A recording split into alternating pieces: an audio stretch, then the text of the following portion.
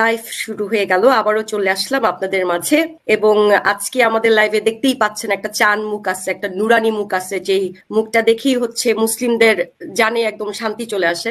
কারণ প্রকৃত ইসলাম হচ্ছে, আসলে আমরা সাধারণ মানুষ কতই বা বুঝি কিন্তু না। আমরা ইসলাম হচ্ছে এমন একটা ধর্ম যা আমরা বুকে আলিঙ্গন করি, কিন্তু এটা সম্পর্কে কোনো কিছু না জেনে না বুঝেই সেটা করি।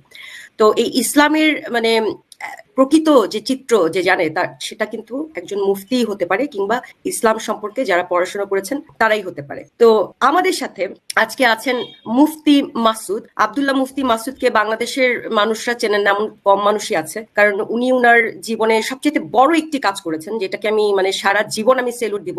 সেটা হচ্ছে উনি ধর্মটাকে ছুঁড়ে ফেলে দিয়েছেন। উনার যেটা একমাত্র জীবিকা ধারণ করার একটা মাত্র উপায় ছিল, সেটা হচ্ছে মুফতি। উনি যদি মুফতি থাকতেন, উনি যেটি ছিলেনও, বিভিন্ন মসজিদের, স্পেশালি ক্যান্টনমেন্টের মসজিদের কথাই বলি, ওনার কিন্তু শেষ সময়টা সেখানেই তিনি ইমামতি করেছেন। তো যেখানে একটা সেরকম একটা বিশাল বড় তার জায়গা ছিল, কিন্তু তার সেই মূল যে পেশার জায়গাটা, সেটাই তিনি ছুঁড়ে ফেলে দিয়েছেন। তো এখন কিন্তু আমরা দেখি যে অনেক মানুষের মধ্যেই কিন্তু প্রশ্নগুলো আসছে আর কি, যেহেতু অনলাইন এমন একটা প্ল্যাটফর্ম যে এখান থেকে কিন্তু মানুষ এই যে ইসলামের যে প্রকৃত যে চিত্র, ভয়ঙ্কর চিত্র, এটা কিন্তু কিছুটা হলেও পরিচিতি হচ্ছে মানুষের। এবং আমি মুফতি মাসুদের কাছ থেকে শুনেছি এবং নিজের অভিজ্ঞতা থেকেও দেখেছি, অনেক হুজুররাও কিন্তু এই আমাদের মুফতি মাসুদের কাছে এসে বলে যে হ্যাঁ, আপনি তো ভালো কাজ করছেন, ছেড়ে দিচ্ছেন, আমরা তো ছাড়তে পারতেছি না।